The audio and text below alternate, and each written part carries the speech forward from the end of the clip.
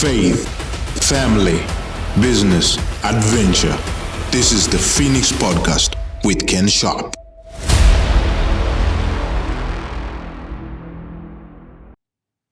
Good evening and welcome to the Phoenix Podcast Show with yours truly, Ken Sharpe. Tonight we have a special guest on our show, Robson Sharuko. It's an honor to have you on our show, sir. Thank you for joining us. Good evening, viewers. Thank you, Ken. It's a privilege for me to be here. So I think you're the first journalist we have on our show. And you're not just any journalist, you're an award-winning journalist, someone who spent their entire 32-year professional career working for Zmbabwe. I believe you're also a personality on TV, a well-known personality. You have your own pundit show, the ZTV Game Plan, for many years. You've also covered many sporting events like FIFA World Cup, the Cricket World Cup, Commonwealth Games, Africa Games, AFCO Finals. You were the youngest sports editor in the Herald at only 29 years of age, and the only journalist to be appointed the senior sports editor of the Herald. And you're now editor of H Metro. It really is important for us to acknowledge you and to honor you, because I think your professionals in the field have many accolades, but they also have many challenges. And sometimes we see the press as more of a menace than of a necessity. So I'd love to hear about your story, and we'll get into the side of the press. But let's start with your background. I believe you were born in 1970. In a small town, Chakari. I believe it's a gold town. In fact, I think you're known as the Chakari boy on Twitter. Is that right? Yeah, it is. So tell us about that. How did this all happen? When were you born? How was life as a youngster? Thanks, Ken. I'm from Chakari. For those who don't know Chakari, Chakari is just a small gold mine sandwiched between Kadoma and Chegutu. In that area, you've got large gold fields. And when I was born, Chakari was the leading gold producer in Zimbabwe.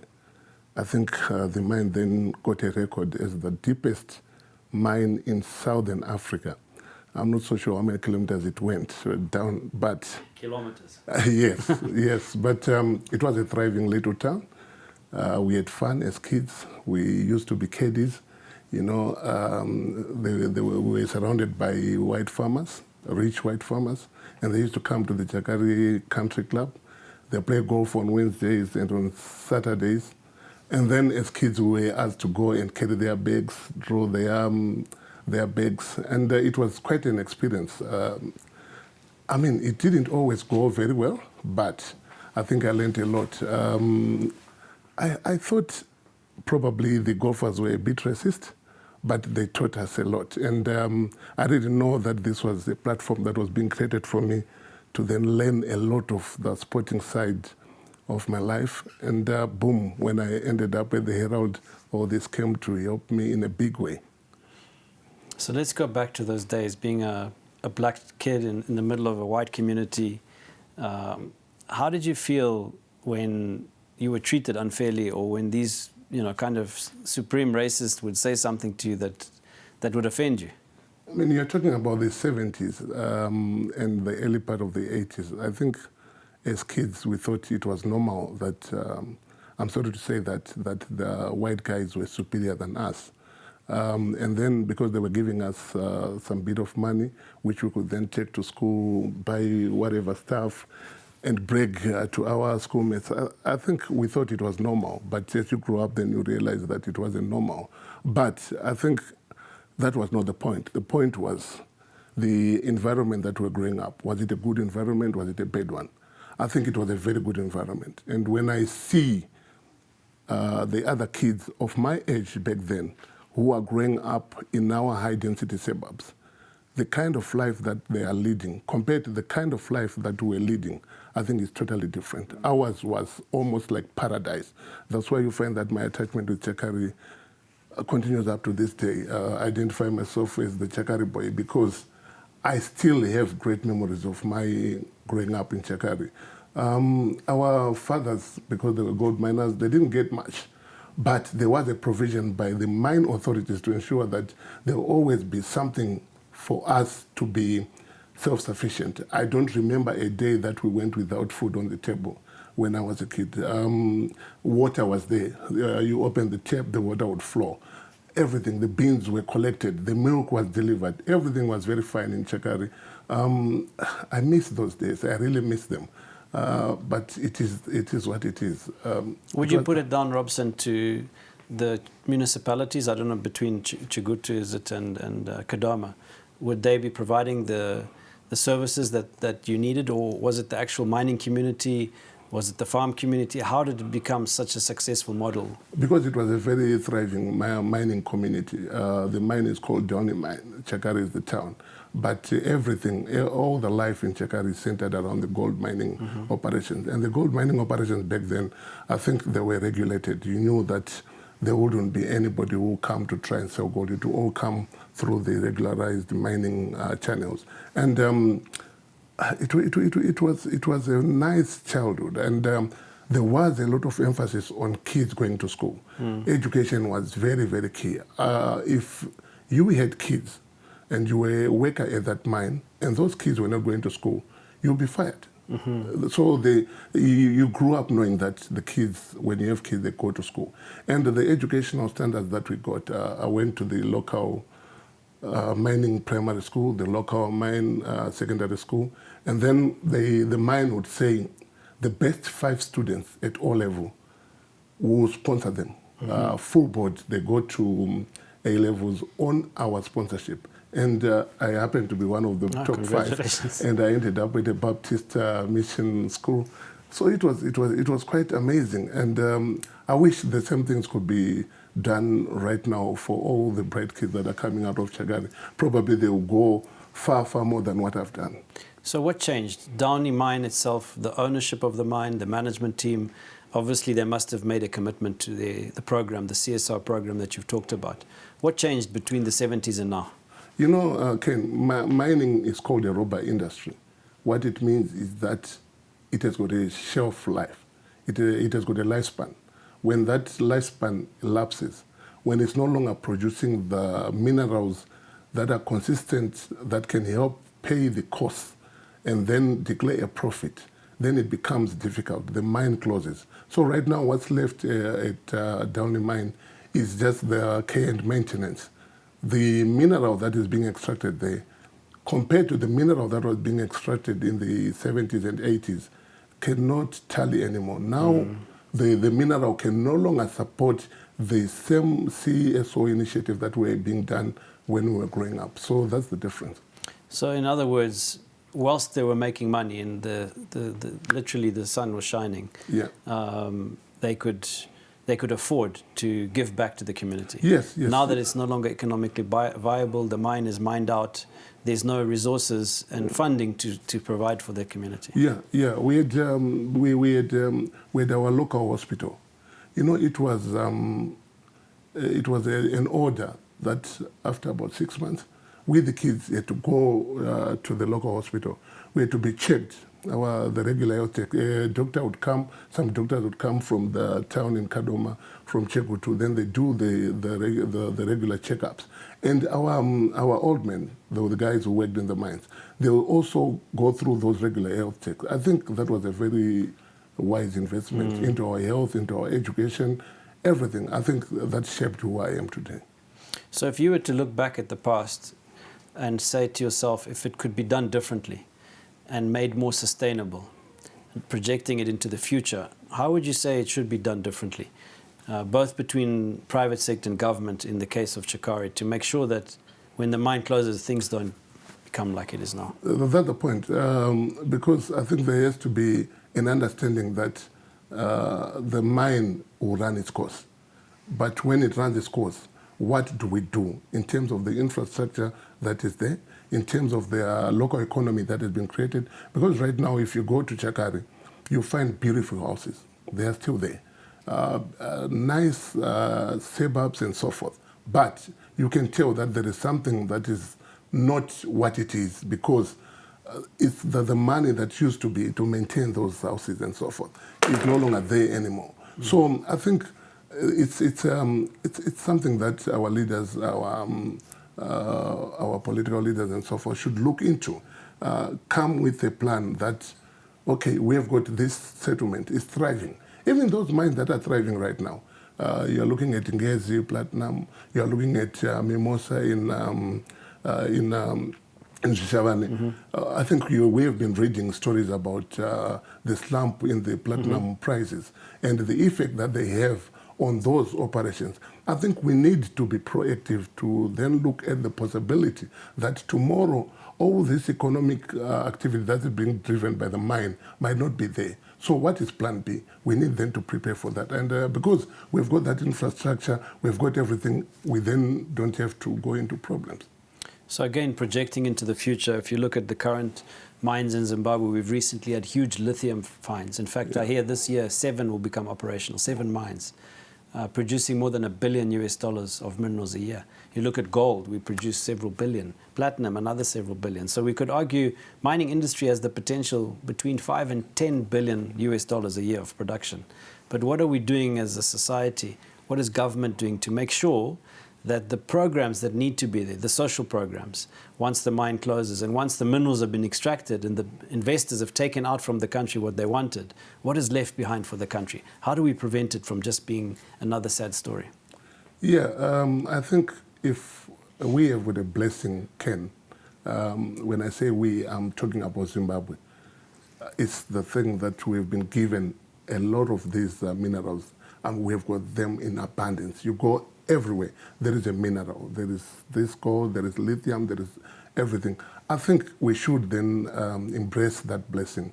I get an impression that we don't embrace that blessing as much as we should do as a nation. Because if you look at other countries, if you look probably at Malawi, they don't have the same natural resources that we have in terms of the minerals. So I think these minerals, I think we should handle them with a lot of care. We should put in programs, like you're saying, that then we guarantee that the future of all these communities, because these are massive communities, I'm talking as one of those products of those communities. So I'm speaking from the heart. When I go back to Chakari, a tear drops because this is my society, these are my people. I remember when Chakari was thriving. I see Chakari now. I can't blame anyone for that. But I'm saying we have to be conscious of the fact that it will not be like this. The party will not go on forever. So when the party stops, what are the interventions? What do we do? How do we plan around it? I know with mines it's very difficult because everything revolves around one particular mineral. And when that mineral runs out, then there is a problem. But I think in today's world, we can think around these things and ensure that post that boom, the communities still will be sustainable.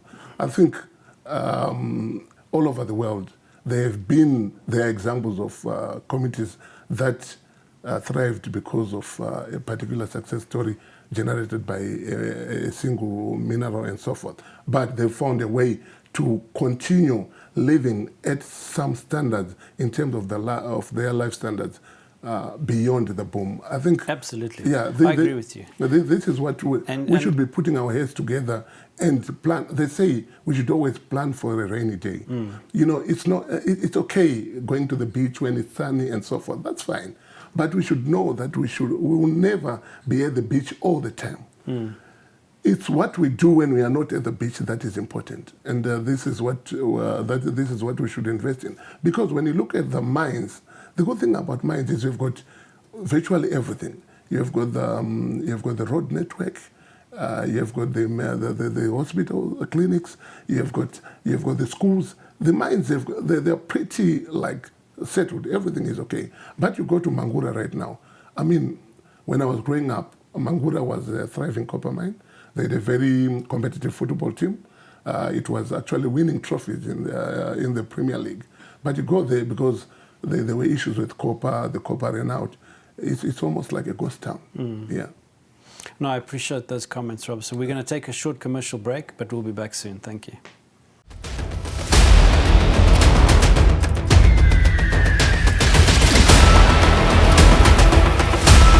Faith, family, business, adventure.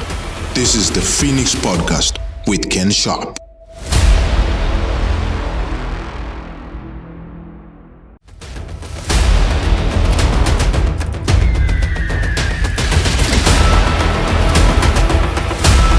Faith, family, business, adventure.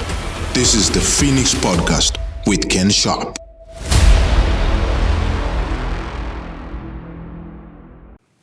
Robson Sharuko, our guest tonight. We're talking about this extractive mentality of mining where we have many investors in the country today extracting our minerals, exporting them overseas, adding value. And yet we find when the mine gets depleted, like in your case in Dani Mine where there was no more gold, the whole town suffers and it becomes a sad story. I want to give you an example. We're in the property development business. We often talk of bringing Dubai to Zimbabwe. And Dubai is a good example because the UAE and Dubai in particular, when it started its boom in the 80s, it found oil, which is a natural resource, a mineral. And this oil gave the wealth to the country. But the vision of the leader was such that he could foresee, this is the grandfather of the current sheikh, he could foresee that in the future the oil would not be there. And they decided to purposely invest in real estate, to build Dubai into a real estate city, a country that would attract other people to come and live there permanently. And today we can see oil is only 3% of the economy, but Dubai is thriving. It's a booming country. The Bible says a nation that doesn't have a vision perishes. How do you relate to that in your own hometown of Chakari and the situation there today? And how can you speak to the leaders of the country in the mining sector, the government leaders? How can we prevent the same story from happening again and use other models like Dubai? Dubai is very interesting. I think the whole world, everybody wants to go to Dubai. Even the Americans now, they want to go to Dubai. You look at the airlines, they are ruling the skies. I mean, you go back, like you're saying correctly, that we go back 40 years ago, Dubai was nothing. It was almost like a desert. And they get oil, they boom into this leading metropolis and so forth. It's an interesting story, but I don't think, you know, there isn't anybody in the world who's not drawing any lessons from Dubai. I think everybody is drawing lessons from Dubai. I think we are drawing lessons from Dubai. How we then use those lessons, I think that will be key. I think Zim has so much potential. And I believe in Zim. Around 2004, I was given a job in the UK.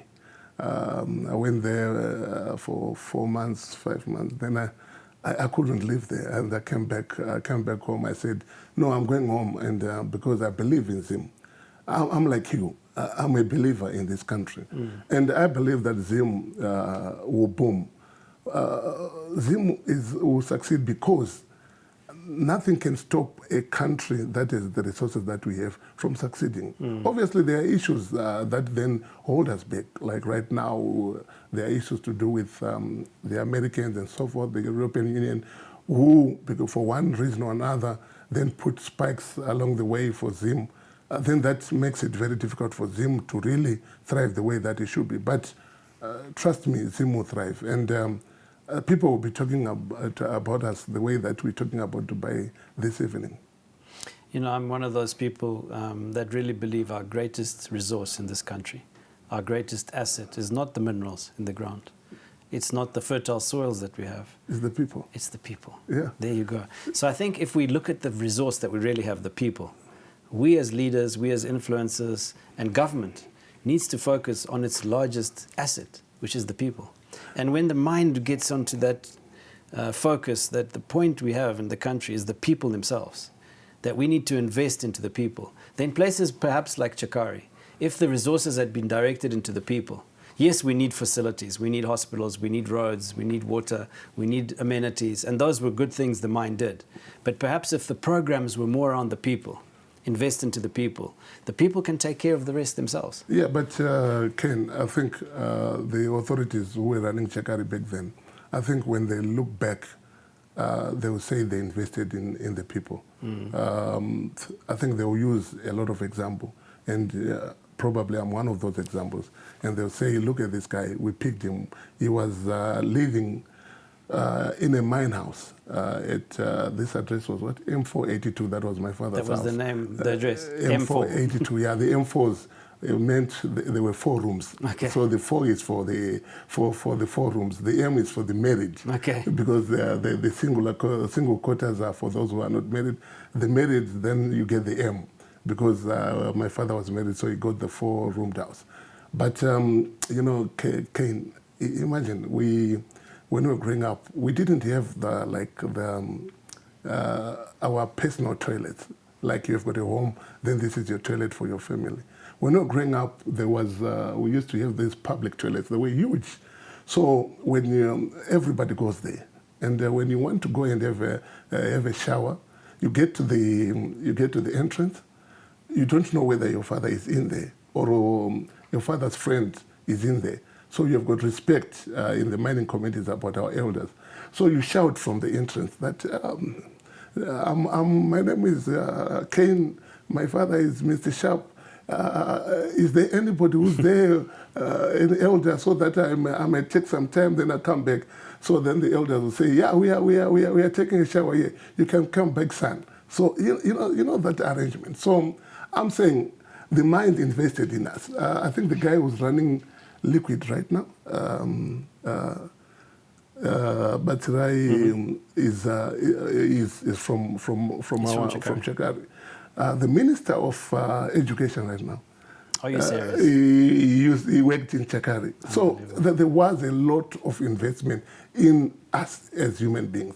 And I agree with you that Zimbabwe's biggest strength is its people. And I don't think there are many countries like us that can point to their sons and daughters who have risen to take huge corporate responsibilities around the world in big companies. It's a blessing that we have, and that blessing, I think we should use it. So coming back to this issue of racial divide, I'm also a son of the 70s. I'm your junior, so you're Mkoma to me by a few years. But I think the 70s was an interesting time because we were leaving that white minority rule environment, entering into the independence of Zimbabwe in 79. And as a young boy at the time, I wanted to have black friends. I was one of the few in my community who had black friends. And it was not the most popular thing to do. How did you find the racial mix going into the 80s as a young black person with the white community that was there that you felt maybe superior to you? How did you, in your own mind, how did you address these things? Mine was an initiation. You know, the guy that I used to carry the bag for, the golfer, was an old man. His name was Charles Niehaus. Very, very rich, amazingly rich.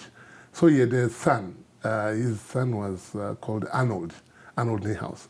And every time that Charles Niehaus would come to play golf, and he gives me this bag and I carry it. You know, you get to 9 rounds, 18 rounds.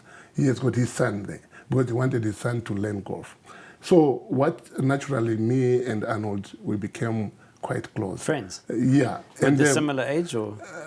Yeah, almost similar age. Okay. Yeah, it was quite interesting. And people couldn't understand it because there was clearly that divide that, you know, these are the masters. We are the servants. And then as our friendship with Arnold developed, I then developed a relationship with the Niehauses. So I used to go to their farm. Their farm was about 10 kilometers outside, but I used to walk there, get to the farm. You would walk 10 kilometers? Yeah, I used to walk. I mean, when during my youthful days, that was bread and butter. So I became almost like a part of the family. And that's how I then started to understand that, okay, there is a divide between the whites and the blacks. But I was getting older. I was now in school. I began to say, no, these guys are not superior to us. Yes, they've got the manners, but they're not superior to us. Because I could relate to Arnold. The things that I could check and I could do, Arnold at that time couldn't. But he was a white privileged kid, and I was a black guy from the compounds. But I thought I was a bit clever. I was more clever than him and stuff like that. Yeah. So by talking, by communicating, by having a relationship, it helped you to appreciate that we're all human beings. Yeah. We're all created equally. Yes. And there was no superiority. It was just in your mind. Yes. And I think even the whites themselves, I think at some point they began to realize that we are not subhumans as they were portraying us in the past. I think they began to understand that these people are just like us. They've got the same blood. It's only the complexion that is different. And I think the more that you interact, the better appreciation that they have about us. And that was me. But I was quite an ambitious fellow. I still remember Mr. Niehaus asking me, what do you want to do when you grow up? And I said, I want to be a journalist. You know, it really almost like shocked him. How old were you back then? I think I was in Form 2. So 14 years of age. Yes. And you knew you wanted to be a journalist. I wanted to be a journalist. I knew then. Yeah, because somehow, Kane, there was something about me when it came to the English language. You know, our teacher when I was in grade 6, our teacher had an accident, and then he died. So then a replacement teacher came. And then the first assignment that he gave us was, do what is called comprehension. Do this assignment, comprehension. And then I did that. We did the assignment, and then we handed it over to him, and then he gave us the marks. But you know what? The setup in Chekari was the teachers after school, they'll go to meet at what was called the cocktail bar. So they were the big bar for the very ordinary people. Then you had the cocktail bar where some sort of middle class people would meet, and that's where the teachers would go, and that's where our parents would also go, the M4s, you know. So then the teacher then told my father, he says, I've just got into the class where I've been given the class where your boy is. I gave them an assignment, and I was looking at what they presented to me. The English that your boy wrote isn't what I expect from a grade 6 kid. This is what I expect from a Form 3 kid. I remember my father waking me up after his drinking session. I was dead asleep, and he was saying, what did you write which is bowled out to your teacher? And I said, nothing. He says, he was talking so highly about you and so forth. And I said, oh, okay. But by then I had already made up my mind that I want to be a journalist. And what was it that gave you that desire? Where did it come from? I don't know. I think it's like Moses Chunga, around 6 years, knowing that he would be a football player. I think there are things that are just natural. I don't know about you. What gave you the inspiration to get into real estate? Maybe if you want to trace that background, you won't point anything to it, but it happened because it was meant to happen. So in my case, I think it was just meant to happen. And I think journalism was a calling to me. And it's funny that it will be the only profession that I will have. And after journalism, I think I'll get into property development. Well, I'll teach you the ropes. If you can teach me a bit about journalism, we can help each other. You're already a journalist. I mean, you're running a podcast. I mean, that's journalism.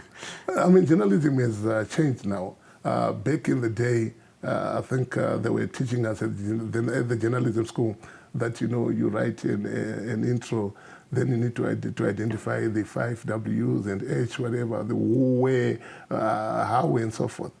But now, the journalism we have today, because of social media, because of these podcasts, it has changed everything. Citizens have become journalists. They've become better journalists even than the trained journalists themselves. Because journalism now is about content. It's about being there when it's happening. And somebody with a smartphone can get content that will just blow the world away better than what somebody who's sitting on his laptop and writing can do. I think the biggest thing in the past few months was the guy who picked his phone and then filmed a few seconds of an event where people were just walking past, And then he captured the moment on his phone. And then he put it on his social media platforms.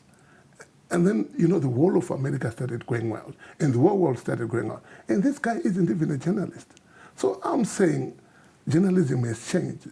We have changed also as journalists. And now we have got people like Ken Sharpe, who are business people running podcasts, who are now journalists. So I think welcome to our world. Thank you, sir. And you're doing a very good job, by the way. So relevance, virality, these are the things of the media of today. And we'll be back shortly after this break.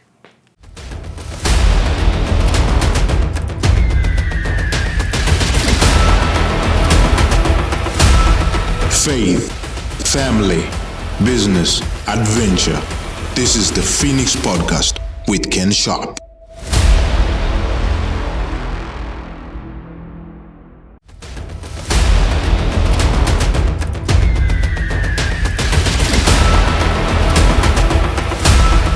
Faith, family, business, adventure. This is the Phoenix Podcast with Ken Sharpe.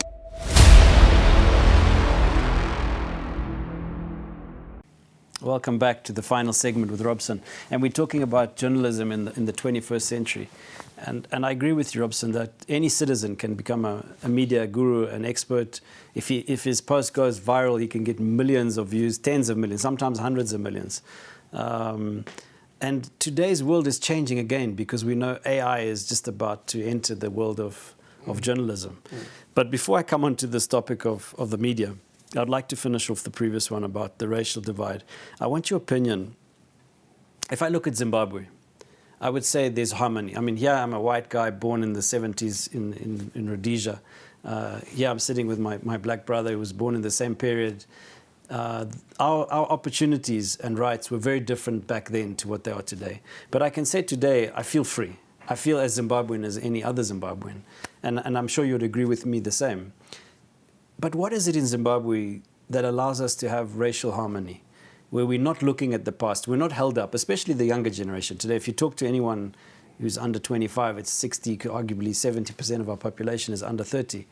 Those people are not really interested in the past. They've moved on from there. But if you take our neighbor, South Africa, there seems to still be a huge racial divide. They're holding on to that past. There's a lot of bitterness. What is the difference? I think the tone was set for us at independence, where the leadership came back, and because of the brutality of the liberation struggle that had been fought, the harrowing number of people who had died, the horror tactics that had been used, and for the leadership that was now transforming Rhodesia into Zimbabwe. Guys, we need to embrace each other, and if I was your enemy yesterday, today I'm your friend. If you had a gun yesterday, today let's get a plow and work together on the field. I think then that set the tone for us, because that was quite a tricky period. Things could have gone south, but because what was set was the right tone, then we embraced each other. Now we could see, because I was around in 1980, we could see a white guy, Dennis Norman, being part of the cabinet. I think that was huge symbolism in itself, because then it sent a message, powerful message to us that, okay, yesterday we had all these problems, but look at these guys. They are now in cabinet. Yeah, I think Ian Smith was in parliament, if I'm not mistaken, back then. So I think it set the stage for us, and whatever is happening now the stage was set in 1980. I'm not sure about our colleagues in South Africa. I think it's not just the white-black divide. I think even the black divide is there. I mean, we have seen when issues about the xenophobia emerge, we have seen the shocking attacks on our people and other guys from Mozambique and so forth. I look at that and I wonder what has happened to us, because when I went to journalism school, our class, we had, I must be 25 South Africans. South Africa was not yet independent then. We had 25 South Africans. These South Africans were being seconded to their journalism school so that when their country gets free, then they'd go back and take over the key important media positions within their country. So they were taught here. And to us, they were our friends. And we were their hosts, and it was so cordial. And I look now at what happens when those sporadic horror events explode. I then ask myself, what has happened to us? Because these are the same guys that we had here, and everything was fine. Because I think it's very regrettable. It's very tragic. It is, and I'd like to put a proposition to the viewers there. This month is elections in South Africa, and like you say, leadership is the key. In Zimbabwe, we must honor our late former president, Robert Mugabe. He had many shortcomings, but one of his blessings was really racial reconciliation. I remember the hands. I don't know if you remember the white and the black hands, the symbol. It struck my mind, and I think it influenced me as a young man as well. You know, just that symbol of the white and the black hand together. It gave me the understanding that I can be friends with black people. Even if my community is not understanding them, me as an individual can make a choice to say, no, they're equal to me and I can have black friends. And today I have many black friends. But if I look at South Africa, and the example you gave is a good one, where it came from the leadership. There's a saying, my wife's from Ukraine, it translates, the fish rots from the head. So really leadership is important. But if we look at Madiba, the late Nelson Mandela, he also had this attitude of integration, of racial reconciliation. I remember watching the film, I think The Long Walk to Freedom, where his first day in office, when he arrived, it was all white people in the president's office.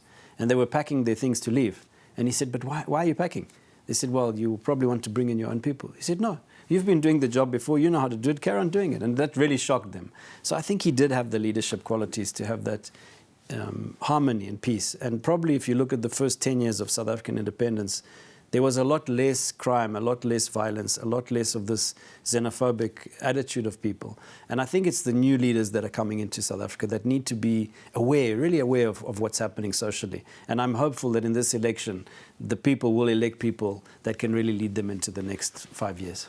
Yeah, Ken, I think when it comes to Mandela, I think the lessons have been learned from what had happened here also, the integration of the different racial groups, and then putting the groundwork for them to work as one. Because when you look at our cricket team that went to the first World Cup, our first World Cup in 1983, I mean, it was all white.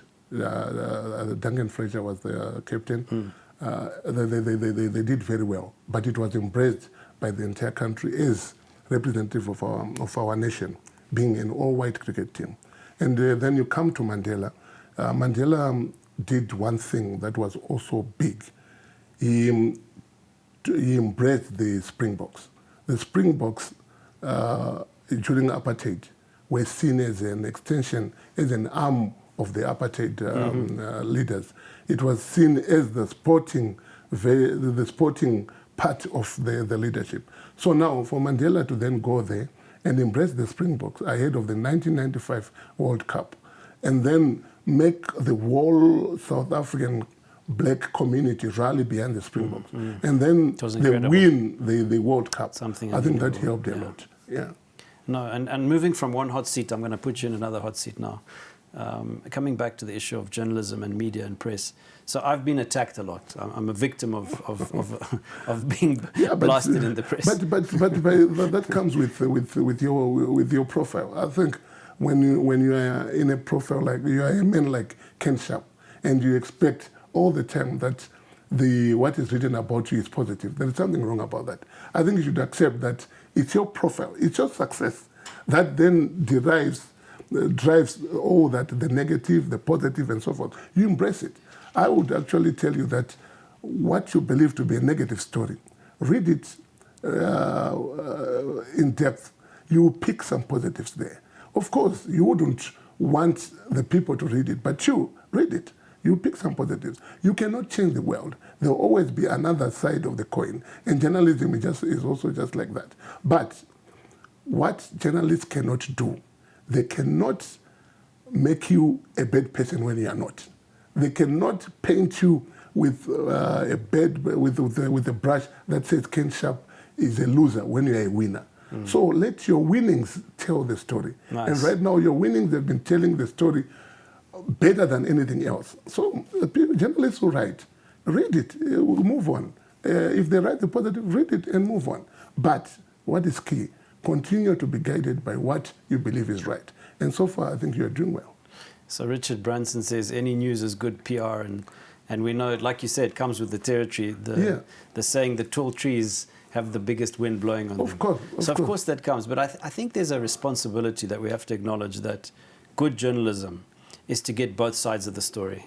And what I've noticed in Zimbabwe, especially recently, is that in desperate times, people do desperate things.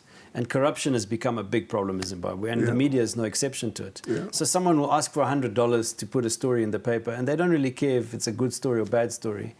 But then where is the ethics, the code of conduct that the journalism community has to adhere to? Because surely, yes, we need to look after our families, but surely we have to, as a doctor does, they take the oath that they'll save lives. Yeah. The journalists should take the same oath that it's our responsibility to report both sides of the story. And this sensationalism kind of selling newspapers has to change, because we're now entering a dangerous period where AI can actually give fake information. They can take my voice and my face and make it look like me, but it won't even be me speaking. And we have to have some kind of balance in this in our society. Otherwise, we're going to a very dangerous period.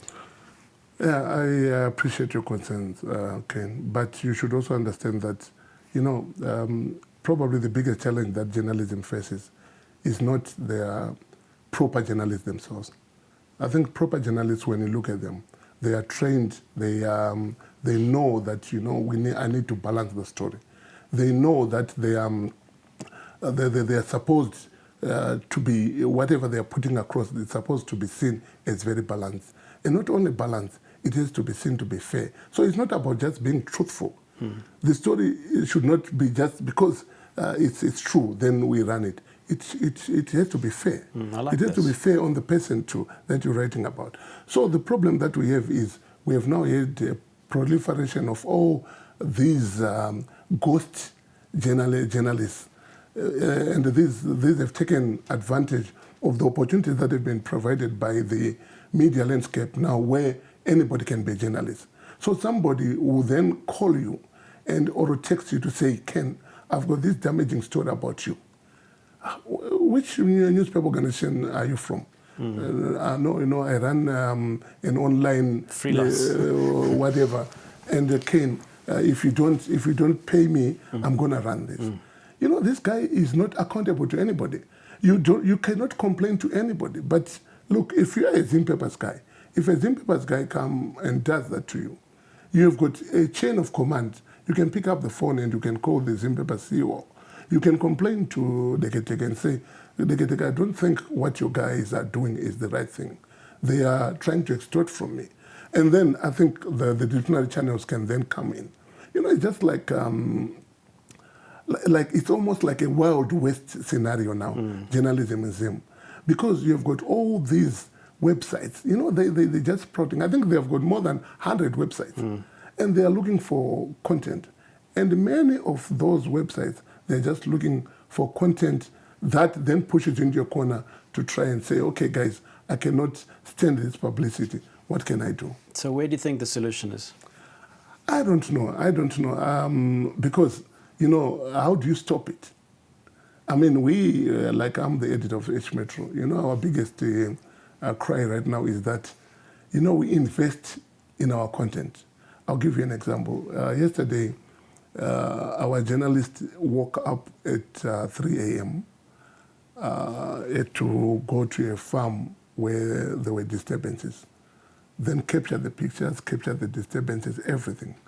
We've invested in that story. We've paid the journalists out-of-pocket allowances, we've paid the toll gates, we've paid for the fuel, we've paid with the wear and tear of the vehicle, we've paid for the driver, everything.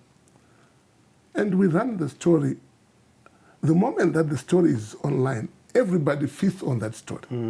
Anybody, the guys who were sleeping when we were driving together, they are giving the impression that this is their story. They're actually saying that we can exclusively reveal. You're exclusively revealing our story. Yeah. They're just copying and pasting and then taking ownership. That's the Wild West that I'm talking about. So perhaps there is some need for regulation. if you consider the danger of AI coming in now, anyone can take that story and regurgitate it into something completely different. I think AI poses a huge threat. We have seen it. I've seen it in the American politics now that they will be having elections in November for the president. We can see what the havoc that it's causing. And I think the Zimbabwe Media Commission really need to work on this. Because if they sleep, the continuous sleeping on duty and not taking this beast head on, we are going into troubled waters. And I agree with you, Ken, that tomorrow, the damage will be done by the time that people start trying to remedy it. It would have exploded. Somebody would be saying, Ken Sharpe will be appearing online in a video, saying all sorts of bad things, but it's not true. But it can happen now because we've got so much unregulated media in this country. So coming back to the power in the people, I would like to challenge you, together with your colleagues. Let's take one of them, Hopewell, not to name too many, but he's one of those international journalists who's outside of the country. How can you work together as one team, as one people, to make sure that content is not only responsible, but as you say, that it's fair? And most importantly, that it's promoting Zimbabwe, not hurting our country. I work for a media organization whose main thrust is to promote Zim. So I stand by that. I've been doing that for the past 32 years. It's a worm that has shown me that you can actually promote your country very well and do a good job about it. So that is my thrust. And like I told you, that when Zimbabwe decide that you've run your race here, I'll leave journalism. I'll just watch from the stands, and I'll probably join you in getting how many bricks by 2050? 1 billion. 1 billion bricks. We're at on 62 million now. On the ground by what? 2050? 2050. Yeah, maybe that would be my next That's calling. your I date. don't know. Yeah. So let's work towards that. Closing comments to the audience, if you can talk to them and give them some inspiration, some hope. This show is about people who started from nothing, who've risen from the ashes. What message would you give today? Yeah, my message would be, trust your instincts. Never look at the environment where you're growing up, whether you were poor or whatever. It doesn't matter. I think it's not how you start. It's how you end that matters. Yeah, follow your dreams. The guys who saw me in Chakari 40 plus years ago, I think they never thought that I'll be the editor of a national newspaper. I'll be sitting with one of the most successful businessmen Zimbabwe has had on his podcast. So to me, those things, are very important. And to all the boys out there, especially the boys in the mining settlements, those are my boys. So I tell those boys that believe, never be told that because you're coming from a mine, you've got nothing, you're not going to be anything. Don't believe. Just pursue your dreams and know that God is there. Amen. Yeah. Amen. You've heard it from the Chakari boy himself, from the horse's mouth. It's not where you start that counts, but where you finish. Thank you for watching the show tonight. Stay tuned in, like, share, and forward. Good evening.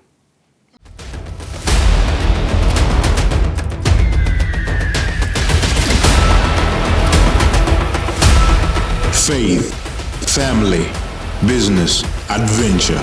This is the Phoenix Podcast with Ken Sharpe.